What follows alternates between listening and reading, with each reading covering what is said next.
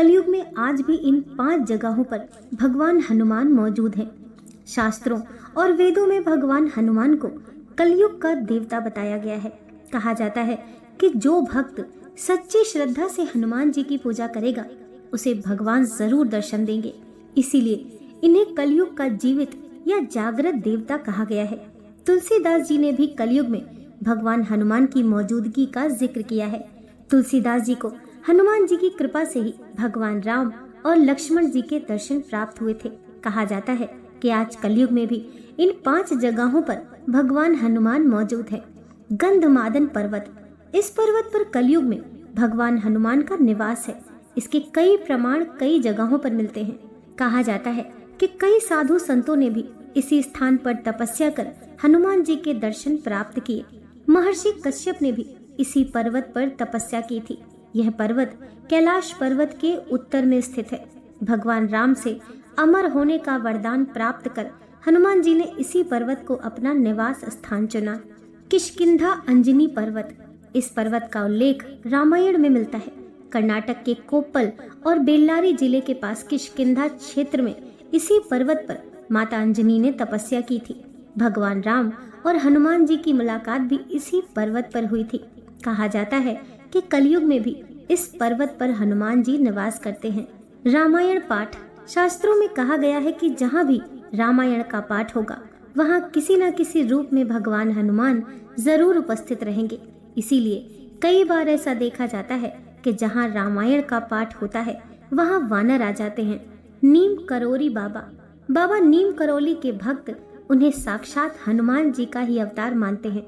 उनके भक्त मानते हैं कि कलयुग में नीम करोली बाबा के रूप में हनुमान जी का ही जन्म हुआ है। बाबा से जुड़े ऐसे कई चमत्कार हुए जो कि भगवान हनुमान से जुड़े हैं।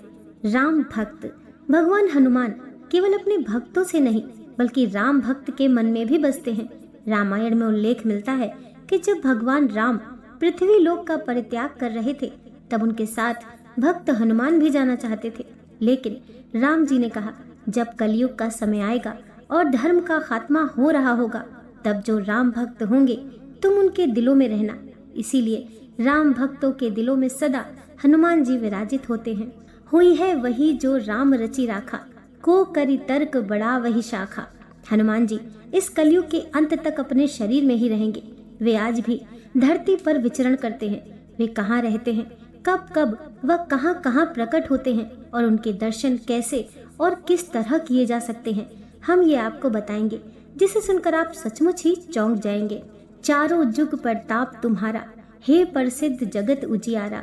संकट कटे मिटे सब पीरा, जो सुमरे हनुमत बलबीरा। अंत काल रघुवरपुर जाई, जहाँ जन्म हरि भक्त कहाई। और देवता चित्त न धरई, हनुमत से सर्व सुख करई। चारों युग में हनुमान जी के ही प्रताप से जगत में उजियारा है। हनुमान को छोड़कर और किसी देवी देवता में चित्त धरने की कोई आवश्यकता नहीं है। द्वंद्व में रहने वाले का हनुमान जी सहयोग नहीं करते हैं। हनुमान जी हमारे बीच इसी धरती पर सशरीर मौजूद हैं। किसी भी व्यक्ति को जीवन में श्री राम की कृपा के बिना कोई भी सुख सुविधा प्राप्त नहीं हो सकती है। श्री राम की कृपा प्राप्ति के लिए हमें हनुमान जी को प्रसन्न करना चाहिए। उनकी आज्ञा के बिना कोई भी श्री राम तक पहुंच नहीं सकता। हनुमान जी की शरण में जाने से सभी सुख सुविधाएं प्राप्त होती हैं। इसके साथ ही जब हनुमान जी हमारे रक्षक हैं तो हमें किसी भी अन्य देवी देवता, बाबा, साधु, ज्योतिष आदि की बातों में भटकने की जरूरत नहीं। हनुमान इस कलयुग में सबसे ज्यादा जागृत और साक्षात है। कलयुग में हनुमान जी की भक्ति ही लोगों को दुख और संकट से बचाने में सक्षम है। बहुत से लोग किसी बाबा, देवी देवता, ज्योतिष और तांत्रिकों के चक्कर में भटकते रहते हैं और अंततः वे अपना जीवन नष्ट ही कर लेते हैं, क्योंकि वे हनुमान की भक्ति शक्ति को नहीं पहचानते। ऐसे भटके हुए लोगों का राम ही भला करे। क्यों प्रमुख देव हैं हनुमान। हनुमान जी 4 कारणों से सभी देवताओं में श्रेष्ठ हैं। पहला ये है कि वे रियल सुपरमैन हैं। दूसरा ये है कि वे पावरफुल होने के बावजूद ईश्वर के प्रति समर्पित हैं। तीसरा ये कि वे अपने भक्तों की सहायता तुरंत ही करते हैं। और चौथा ये कि वे आज भी सशरीर हैं। इस ब्रह्मांड में ईश्वर के बाद यदि कोई एक शक्ति है तो वह है हनुमान जी। महावीर विक्रम बजरंग बली के समक्ष किसी भी प्रकार की मायावी शक्ति ठहर नहीं सकती। क्या हनुमान जी बंदर थे? हनुमान जी का जन्म कपि नामक वानर जाति में हुआ था। नए शोधानुसार प्रभु श्री राम का जन्म 10 जनवरी 5114 ईस्वी पूर्व अयोध्या में हुआ था।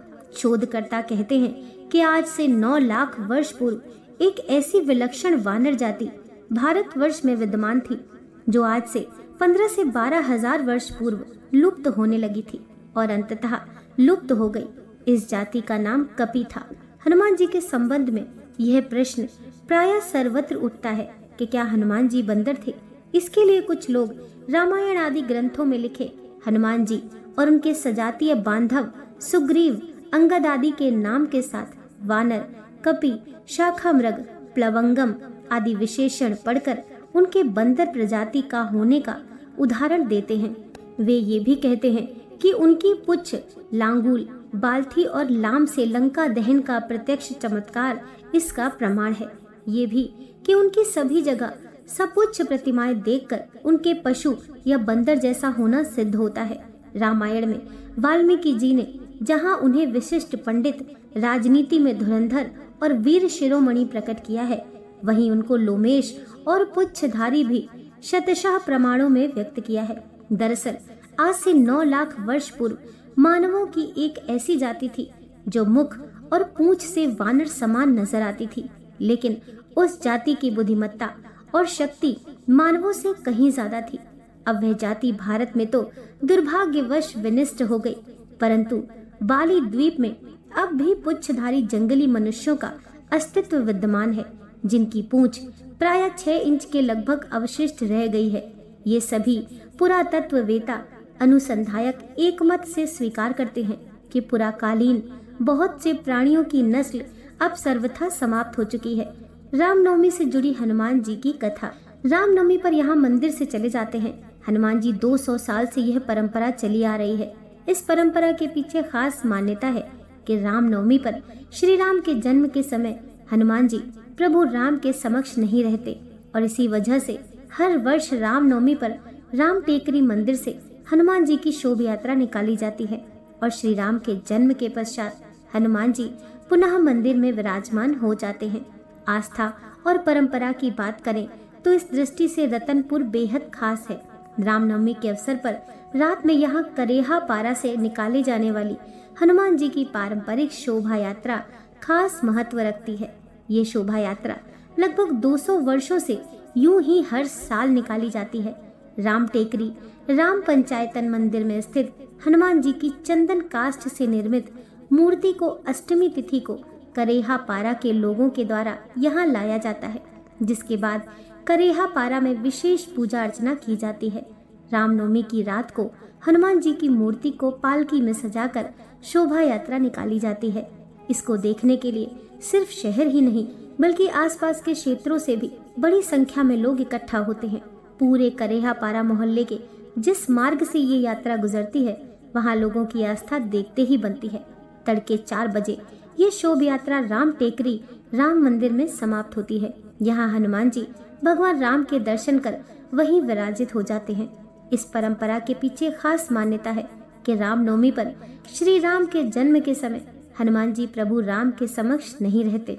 इसी वजह से हर वर्ष रामनवमी पर राम टेकरी मंदिर से हनुमान जी की शोभा यात्रा निकाली जाती है और श्री राम के जन्म के पश्चात हनुमान जी पुनः मंदिर में विराजमान हो जाते हैं। दोस्तों, आशा करती हूँ आज की कथा आपको जरूर पसंद आई होगी। वीडियो पसंद आई हो तो लाइक कीजिए, चैनल को सब्सक्राइब कीजिए। मिलते हैं नेक्स्ट वीडियो के साथ।